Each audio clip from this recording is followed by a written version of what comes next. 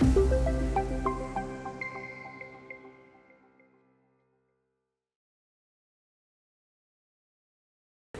good afternoon, everyone, and welcome to Women in Advanced Therapies.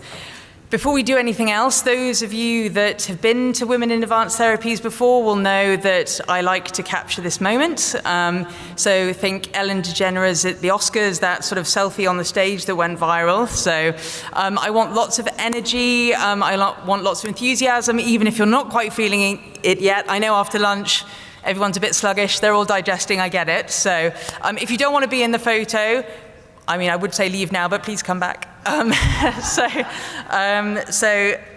we're going to do this thing where it is a photo of me taking a photo, but it comes out really nicely, I promise. So, 1 second. Here we go. Oh, no, there we go. Right. So everybody smile. 1, 2, 3. There we go. You can't see it, but it's a beautiful photo, I promise. So, thank you, first of all. And I'm going to take that everyone's fine for it to be published, or disclaimers, or whatever it is. So I want to begin by saying thank you. Women in Advanced Therapies is a community we created intentionally because visibility matters, representation matters, and recognition still matters deeply in this industry. And it would not exist without the support of our partners. So first of all, a huge thank you to Assuria, Emerson, and Pluristics for backing this community and helping us build something meaningful together. This afternoon is about empowerment, and I want to anchor us in one idea that sits at the heart of this community. Perception shapes opportunity. How others perceive you, how you perceive others, and how often those two things are not aligned. Early in my career, I was told I would never be more than a corporate Barbie. It was not said jokingly, it was not said kindly, and it was meant to be limiting. Blonde hair, blue eyes, a love of pink, a presence that did not blend into corporate expectation, and yes, I can see why that was an easy assumption to make. But what I learned was this: people will form a perception of you whether you like it or not. The power lies in how you respond to it. I could have shrunk myself to avoid the label. Instead, I reframed it. I kept the pink, I kept the energy, and I focused relentlessly on substance, delivery, and results. Because perception might open or close a door, but performance determines what happens once you are inside. Many of you in this room may have already seen a post that I shared on LinkedIn earlier this year. You will know that I went through a health journey, quietly, privately, but what I didn't expect was how differently I would be treated afterwards. I didn't change my ideas, I didn't change my values, and I did not change how I lead or contribute. What I changed was how I was seen, and that contrast was confronting. Because it reinforced something I believe very strongly. Respect rooted in appearance is fragile, but recognition delayed is still recognition deserved. I did not become more capable, I did not suddenly earn my place, I did not change, perception did, and that is the theme for today. And that is exactly why Women in Advanced Therapies exists. Because the right people see you before it becomes convenient. Because connection is not about networking, it is about recognition. And because progress accelerates when people are allowed to show up fully without editing themselves to fit expectation. This afternoon is about those conversations, those perspectives, and that shared commitment to building something better together. So thank you for being here. Thank you for being part of this community. Before I hand over to our next speaker, I want to draw your attention to something on the screen, if I can. Oh, there we go. It's a QR code. Very exciting. Because perception shows up in practical ways, not theoretical. So behind me on the screen, you'll see a QR code. And throughout this afternoon, you'll have the opportunity to take professional headshots as part of Personal Brand Authority in Action, sponsored by Joanna Gayad Coaching. Why bother, I hear you ask? Well, your expertise deserves to be seen before you ever speak. So these aren't vanity photos, they are strategic assets. They're designed to signal confidence, credibility, and decision-level authority for LinkedIn, for speaking opportunities, for boards, for leadership roles. So I thoroughly encourage you to take advantage of it. This isn't to change who you are, but to make sure the world sees you clearly. And with that, it is my absolute pleasure to introduce you to our opening keynote speaker, as this afternoon is about visibility and about leadership and about how we show up when the path ahead is not clear, comfortable, or easy. And our next speaker understands that deeply. So Kristen Hege brings a powerful perspective on leadership and life, shaped not in boardrooms, but across one of the most demanding journeys imaginable. She will be sharing leadership and life lessons from the Pacific Crest Trail, a journey that strips away titles, comfort, and external validation, and leaves you with the fundamentals of resilience, clarity, and purpose. So please join me in giving a very warm welcome to Kristen.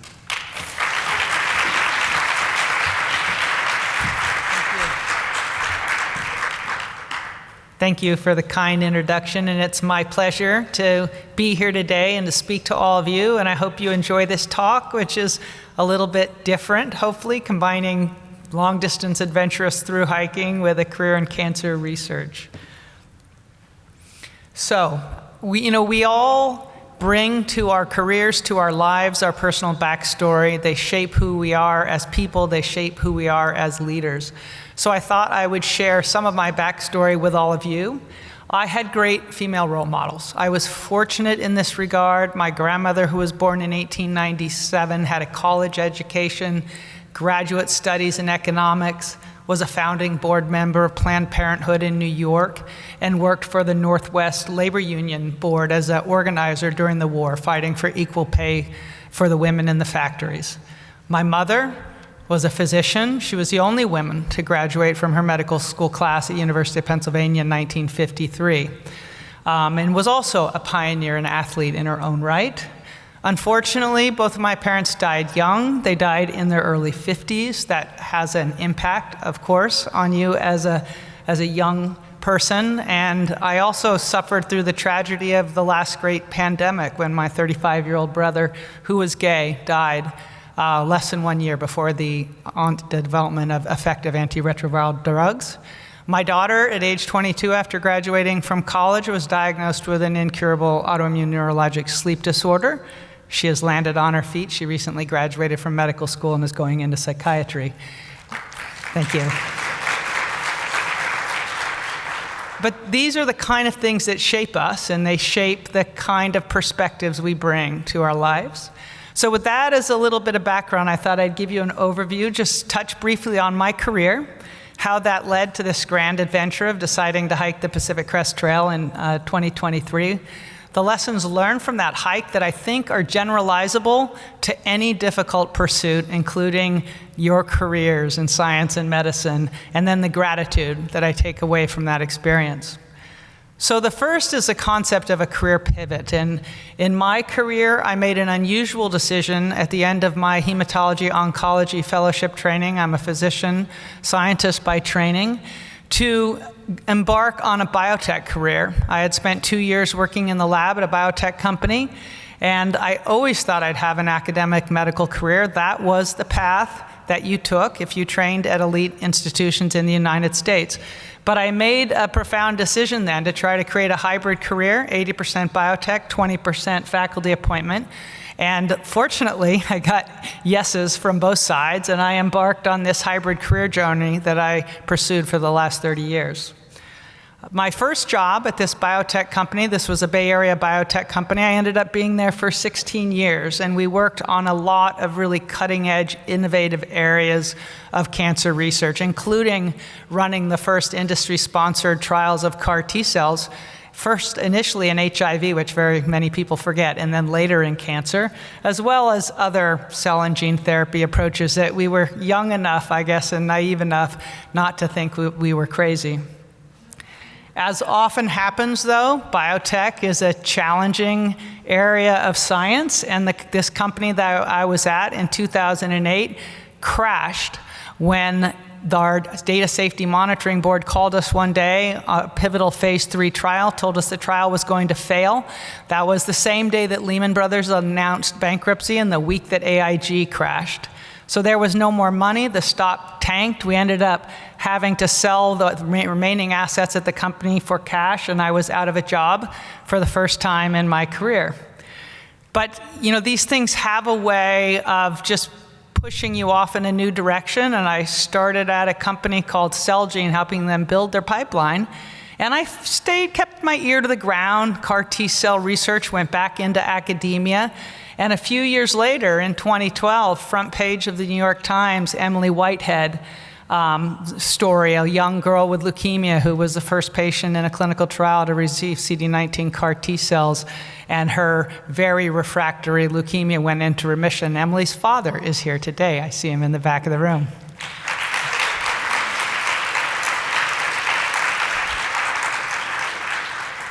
I paid attention to that story, and I went to a conference a month later, and as often happens, I sat down with an old colleague who had worked with at this Bay Area biotech company, and he was now the chief scientific officer at a gene therapy company in Boston called Bluebird, and I was leading early development at a blood cancer company, Celgene, and we had a drink and said, you know, maybe we should partner, bring your gene therapy technology together with our expertise in developing new treatments for blood cancers and develop a CAR T therapy for blood cancers. Our head of business development, I got to give him a lot of credit, because when we went to him and pitched the idea, we didn't have an asset, we had no data. We just said, let's get together, do a deal, and develop CAR T cells for blood cancers, and that's what we did, and we kicked off this partnership in 2013. And that led to what I describe as the tsunami phase of my career, which was the development of a BCMA, the first BCMA-targeted CAR T-cell product for multiple myeloma.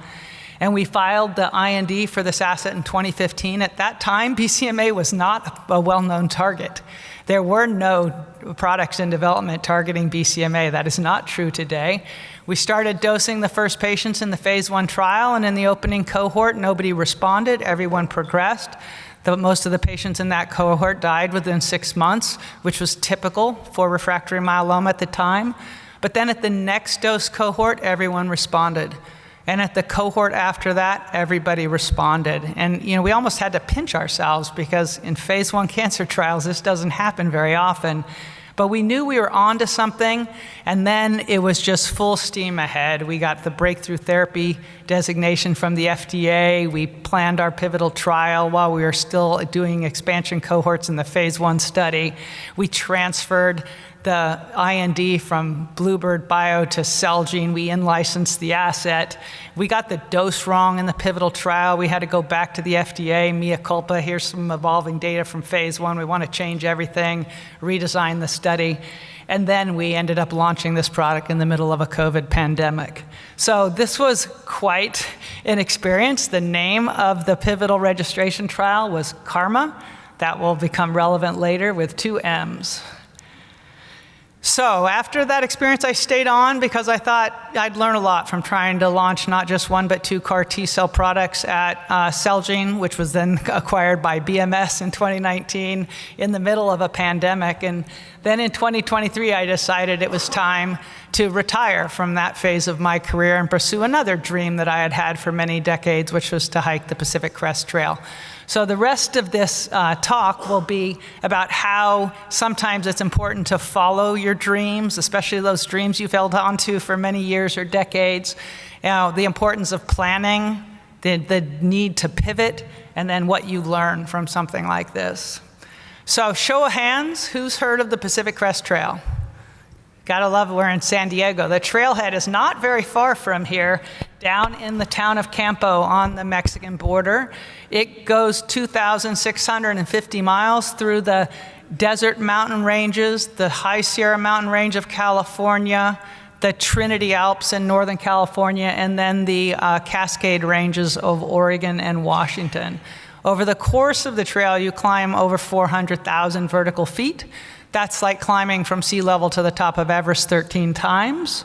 You have to get a permit, which is given out on a lottery basis, to hike this trail. We signed up for our lottery ticket. We got a pretty low lottery number. We got our target date, and that happened in November of this year. It turned out that the winter of 2023 was the biggest snow year in recorded history. We didn't know that until after we had our permit, and I had already told my boss I was retiring. So we said, hey, whatever, we're gonna do it. We're gonna start in March, we'll figure it out. I think the demographics of the PCT are of interest. Who has read Wild? fewer people, but Wild was a story of a woman, a young woman who hiked the PCT on her own. I think the impact of that one book and the movie is now that 42% of people who hike this trail are women, and nearly all of them hike it solo. Very few are over the age of 50, that was my age bracket, and very few hike with a spouse or a partner. My husband joined me on this trip. And importantly, only 1% have MDs. When I realized that statistic, I knew I'd be probably the only doctor out there in the wilderness, and I better be prepared to take care of the medical adventures that would unfold. So for me, this was coming full circle. In my first year of medical school, after I had lost both of my mother and then my father, I had the opportunity that summer to work in the lab of a Nobel laureate. But I turned him down so that I could go to Alaska and then ride my bicycle down the Pacific Coast Highway. I don't have no regrets. I might have had a very different career if I had said yes to that offer. But in the back of my mind, I thought, one of these days I'm going to retire and I'm just going to walk back. So that's what I did. I announced my retirement on March 15th. Our trail start date was March 25th. That meant I had exactly 10 days to change everything in my life. It was the first time I needed a personal computer, a personal phone. I needed to get new health insurance for myself and my family. We had to finish packing. And then I had reached out to the editor-in-chief of Endpoint News, and I said, who I'd sat on a number of panels for them, I said, hey, John, I thought it'd be fun to reflect while I'm hiking on parallels between cancer research and long distance through hiking. Would you like to publish these in Endpoint News? He said, sure, that sounds interesting. Something new and different for our readership. Why don't you turn your hike into a fundraiser? 70,000 people read Endpoint News every day. I will help you raise money. Who do you want to raise money for? So with very little time, I decided, to triangulate my passions around CAR T-cell research, and I had been collaborating with Carl June at Penn for many decades.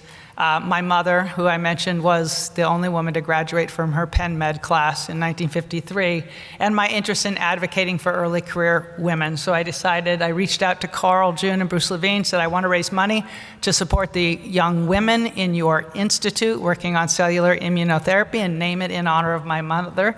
So with a couple of days left before we started the hike, I posted the fundraising page and we were off.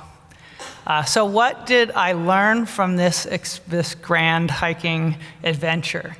The first is that diligent planning is incredibly important. And it doesn't matter whether that's planning in your career, planning in your cancer R&D strategy, or it's planning for what you're going to carry and eat for 6 months while you hike thousands of miles through the wilderness. I realized that I needed to eat better food than the 20-something-year-old hikers who lived on tortillas, peanut butter, and Snickers bars. So I made my whole grain breakfast cereal. I baked 47 loaves of German-seeded rye bread, put them in the freezer. And in order to get extra calories, we decided to eat pudding every night. I was reminded today at lunch when I was having the butterscotch pudding that it reminded me a lot of hiking the PCT. I also knew that there was only one pair of shoes that was comfortable, so I scoured the internet and bought all the remaining pairs of Model 6 Ultra Lone Peaks. We packed all of our resupply boxes and we were off. So the next lesson, I think this one we figured out very early on, is that no big adventure is ever a straight path. You might look at your careers and think, here's where I am today, and I'm going to follow this linear course, and I'm going to get to where I want to be at the end of my career. And then you realize that, oh no, that's not how it works. There are always many pivots required. The original vision, of course, we would start at the Mexican border, we would link steps, we would make our way to Canada about 6 months later, and there's a term for this on the PCT, it's called EFI, every fucking inch. And then there's the reality, which is often you have to pivot because of weather, because of fires, because of any number of things, and there's a term for that, it's called, hike your own hike. Hey, it's your hike, do whatever you want. And that's very much like your career. In this case, I had to align with my husband on our pivot strategies. And I would say early on in our hike, it took a while for us to reach agreement on, okay, we're about to head into the Sierras, the next 1,000 miles are going to be covered with snow. What else should we do? How else can we reorganize this hike? By about the 9th pivot on this hike, and you can see all the different pivots we made, we got very good at getting new information, processing it together, and deciding on yet another pivot strategy, which in this case included leaping to the Oregon Coast Trail, hiking 420 miles along the Oregon coast while we were waiting for snow to melt on the PCT, and then coming back and hiking Oregon and Washington before we looped back to Northern California, and ultimately decided to save the High Sierra for the summer of 2024 because the snow literally never melted. So learning how to pivot, when to pivot, what new information warrants a pivot, I'd say the art is if you put yourself out there, you will get better at it. So other lessons from the trail. The first one I love, I had a PCT mentor, one of my old bosses at UCSF who had hiked the trail about 7 years before me, and he had given me this book. He said, I'll be your PCT coach. First thing you need to do is read this book, How Not to Die on the Mountain. And of course, with my busy life and only the 10 days, I didn't get around to reading this book until I hopped on the plane to San Diego. And so in the 24 hours before we got to the trailhead, I read all the chapters on all the different ways that climbing in the mountains can kill you. You know, it could be avalanches, it could be weather, it could be falls, it could be water crossings. And the main lesson in the book was there is no substitute for an early start. And I thought about that as I reflected on my career in cancer research, as you're like forging into the unknown, into new areas of science and medicine. And inevitably, there will be challenges, there will be problems. And if you are in the front pack, it gives you time and judgment and experience. So it helps to be first. Maybe not first, but at least in the front pack, there's no substitute for an early start. I had also reached out to an author. I had read his memoir, The PCT, a guy, Barney Scoutman, and he and his wife had hiked this trail, and he had written a book about it. He was a retired lawyer. He went on to become head of the Pacific Crest Trail Association and then the Long Trail Associations in the United States.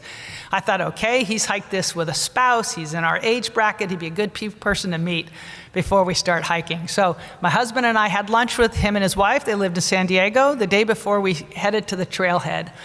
And he sort of sat us down, very ministerial. And he said, you know, the trail is magnificent, but there will be days out there that are really miserable. Remember to be kind to each other. And I thought about that, and I called my colleague who had stepped into my job to hear all of his challenges after myself and my boss retired the same month. And he said, oh, you mean don't be shitty when it's shitty? And you think back to all the times you sit in a room and something's gone south and your timelines have been missed and it's going to cost more money and everyone's worried about who's going to be blamed for the setback, and then you just tell yourself, don't be shitty when it's shitty. Remember to be kind. Everybody feels badly, and you will get more energy out of a team if you treat them with kindness instead of blame. Easier said than done. There were times I really wanted to blame my husband for the bad weather when we were on the trail. So the other lesson, and this came from my PCT coach, as we are thinking about what do you carry in your pack, and remember that what you carry in your pack, you're going to be carrying up and down those hundreds of thousands of feet of climbing for 6 months. So you have to think very judiciously about the trade-off between the weight on your back and what you are accomplishing with that amount of weight. And he said to me, you carry what you fear. And if you fear bad weather, you're going to carry perhaps too many clothing, heavy Gore-Tex instead of lighter weight rain gear. I was worried about my back. I carried a 1-pound camping chair. And again, because I was a doctor and I worried about what I might come across in the wilderness, I carried a 1-pound medical kit. My husband gave me some grief about the medical kit until we started using it, and then he stopped giving me a hard time. But as you gain experience and judgment and you tackle those fears, you can start shedding weight. And our baseline pack weight started maybe 23, 24 pounds. By the end of the trip, we had our base pack weights down to about 12 pounds. And you find that balance between necessities and luxury. In my case, I referred to my style as luxury light, because there were a few luxuries I was not willing to get rid of, like my chair. The other thing you realize is it's a long journey, and sometimes it just feels impossible. There was a section of the trail, this was an old burn area, where there were 537 blown down trees over 5 miles of trail. And you know this because you have this digital map and people post ahead of you, and everyone was complaining about this section of trail.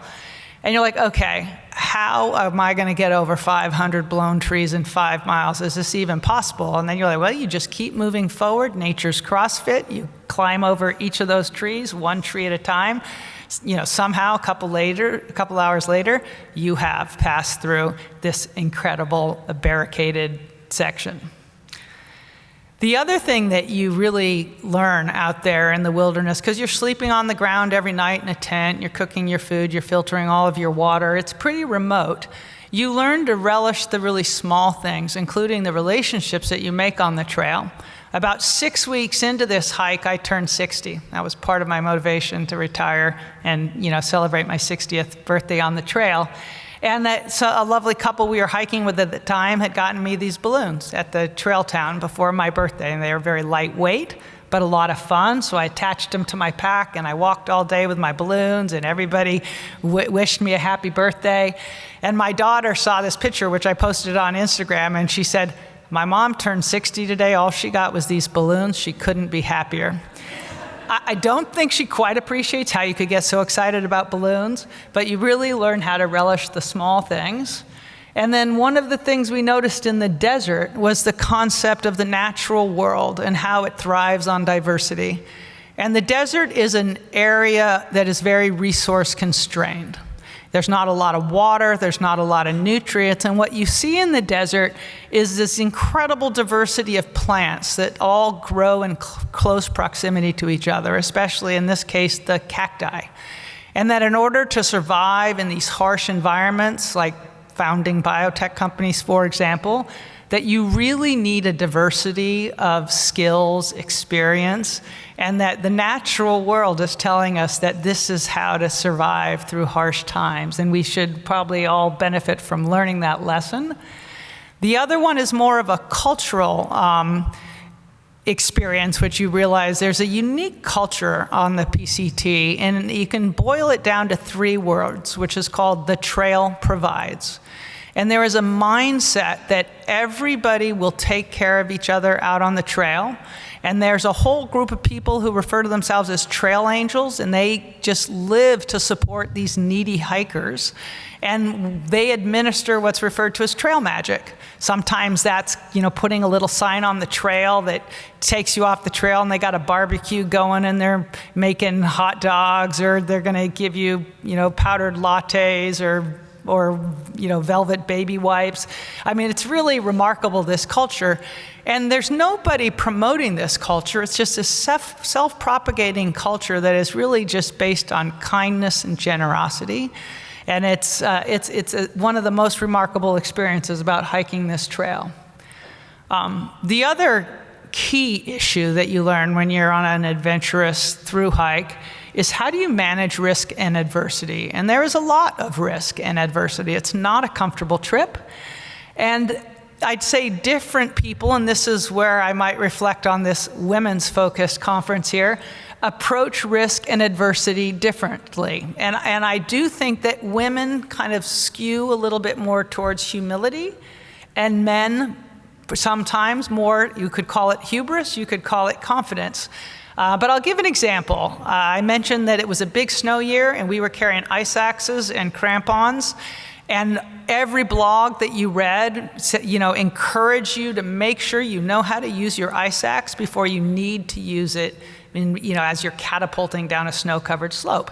And I took that very seriously, and I was watching YouTube videos, and I was trying to practice my ice axe maneuvers as we're hiking along. I'm mentally figuring out what I'm going to do with my ice axe. My husband was very cool and nonchalant. He just had his ice axe strapped to his pack. He didn't seem particularly worried about it. I said, Gib, his name was Pudding,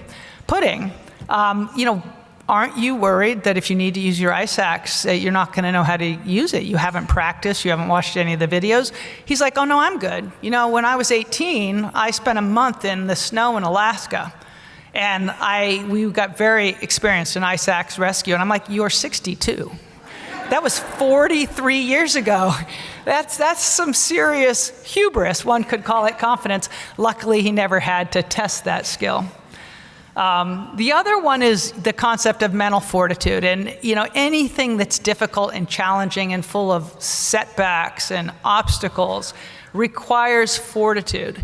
And how do you build that kind of resilience? And the trail, the concept was there's always another hill to climb. You would just finished a day and you'd climb 7,000 feet through the Sierra and you think, oh, well, surely tomorrow will be easier. And then you wake up and the next day you have another mountain pass to climb, and this time it's raining or thundering or lightning.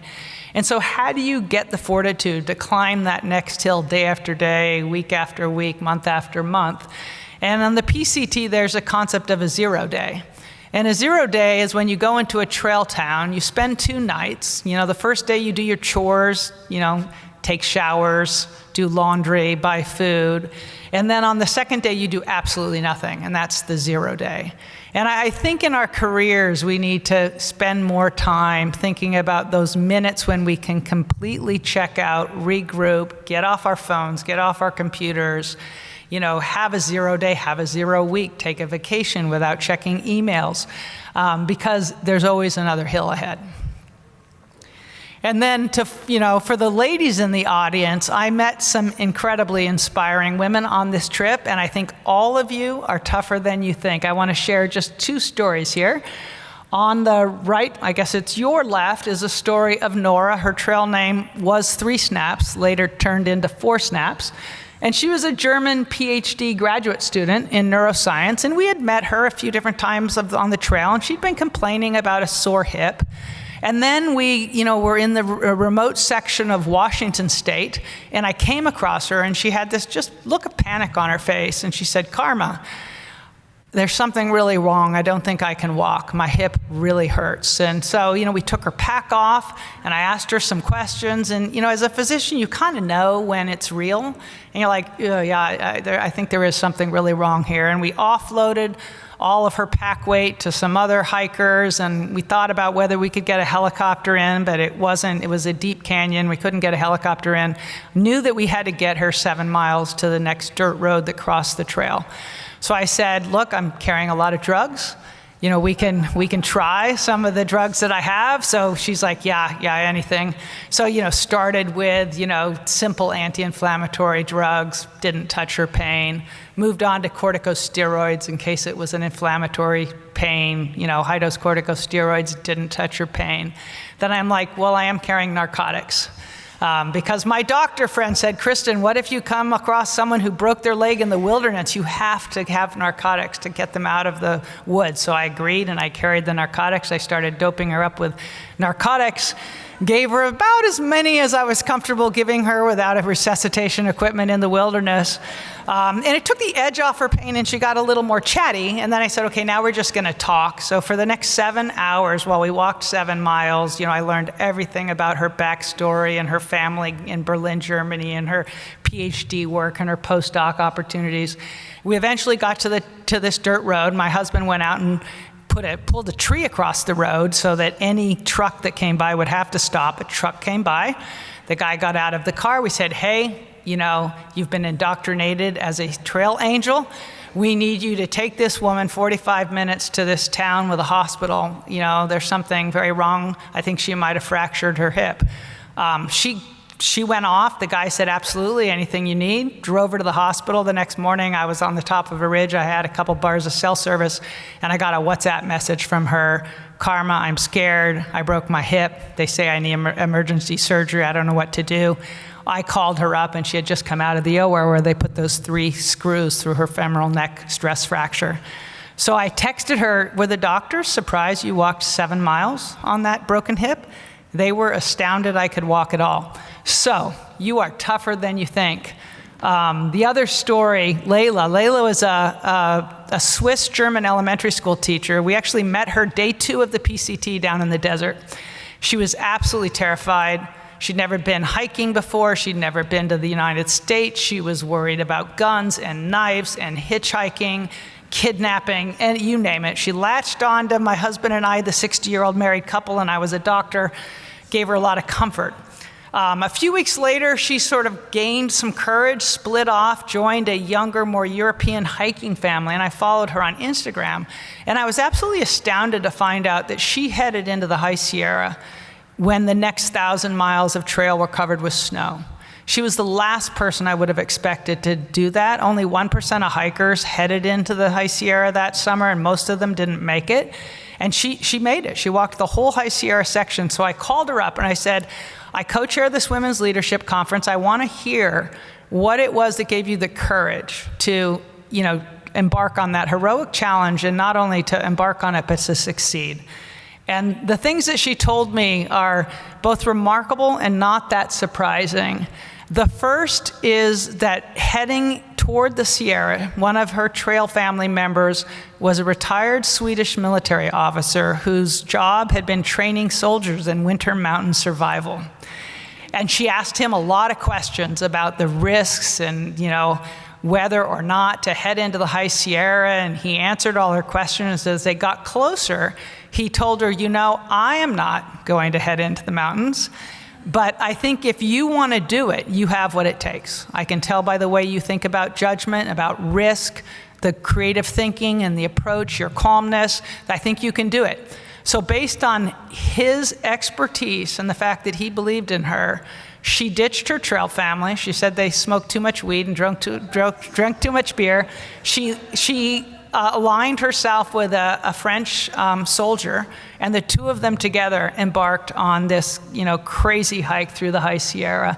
And as she said, it was all about the teamwork. He was the brawn, she was the brains, with all the decisions they had to make every day. They had to get up at 3 o'clock in the morning, hike in the dark before the snow got too soft and the avalanches started coming down. They had to do these crazy water crossings where he would catch her and fling her to the far side. And it was this combination of pure grit, the passion and the perseverance of this trail, and her inherent optimism. So, ladies, you are tougher than you think. So the medical adventures that found us, you saw, 4 snaps with her broken hip. That was, we had a lot of other medical adventures out there. One of our fellow hiking family members dislocated his shoulder. The concept of the trail survives. In a remote wilderness ranch, we convened an orthopedic surgeon, several paramedics, and then as he was screaming profusely while the surgeon was trying to get his shoulder back in place, a woman walked up and said, "I'm an anesthesiologist. It sounds like you could use some help." So, we created the mobile MASH unit. They actually couldn't get his shoulder back in the socket, and they ended up calling a helicopter to take him to a hospital where they could, reset it under general anesthesia. The next day, he was back on the trail, finishing the trail with us. So, that and the more common things, a lot of waterborne illnesses, giardia infections, infected blisters, but the medical kit came in handy. I mentioned that I wrote a series of essays. These were all published in Endpoint News. If any of you are curious or have subscriptions to Endpoint News, you can read them. They're sort of summarized some of these leadership lessons, sort of the history of CAR T-cell research. And a lot of gratitude to John Carroll for having the courage to publish these essays. Maybe you've made it when your kids' Instagram feed, their friends say, "Hey, your mom is still at the top of every Endpoints article I read." Also thankful for the people who donated to my fundraiser. As I mentioned, I retired from Bristol Myers Squibb. They were the first people to call me up on my 60th birthday and say they were going to make a sizable contribution to my fundraiser. They ended up donating $100,000. And then one of our partner companies, the CEO, Bill Haney, who also made the documentary film about Jim Allison, he called up and said, "I'm going to match the BMS gift and donate another $100,000. So that got me off into a good start toward my goal of $500,000. And, another 165 donors, have helped me mostly reach that goal. One of the things that I'm doing with the fund is using Wilderness Adventure to teach leadership skills to early career women in science and medicine. And this is the first group from Penn that I took a couple of summers ago. And I learned a new lesson from this group of women, and that's you really need to look up, look around, and look at the horizon. Because if you're looking at the ground right in front of your feet, you are going to get off trail. And I would rotate the leaders of this group on the trail. They'd be staring at the ground right in front of their feet, and invariably they would walk off the trail. And I'd let them go for like 50 feet, and then I'd say, hey, stop, look up, look around. Do you think you're still on the trail? And they'd go, oh, maybe not. Can you find the trail? And they'd, oh, is it over there? Yeah, let's get back on the trail. And I think, it's easy early in your career to just look right down at the ground in front of your feet, exactly what you're doing today, tomorrow, next week. But you really can't figure out where you're going for the long haul unless you look up and look around and occasionally look far off into the distance. So that was the motto of our first hike, and it's held. Finally, this was a grand adventure, but honestly, I was not one of the badass women. I think these were the pioneering women in science and medicine. And when I started raising some serious dollars for Penn, they dug into their archives and they found this picture of my mother's graduating class from 1953. And you can see her in the front row in the white seat and the white shirt. And I loved that because when we have these women's leadership conferences, we talk about the importance of being visible, standing up, speaking out, making your presence known, being visible. And here she was, 1953, like wearing the white shirt front and center in the sea of gray suits.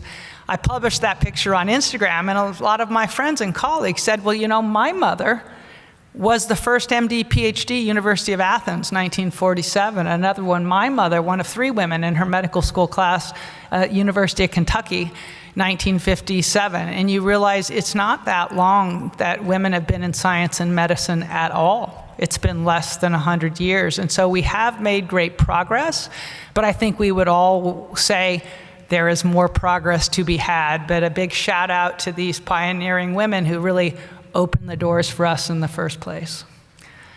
So let me end with that. A lot of people ask, what was the biggest take-home lesson from this trail? And I would say it's the power of generosity and kindness and the community spirit that pervades this trail and all the trail angels and the trail magic and everyone's willingness to help their neighbor, their hiker in need, and it really does restore your faith in humanity. I think in these somewhat troubled times that we are facing today, it's good to remember the importance of kindness. So let me stop with that.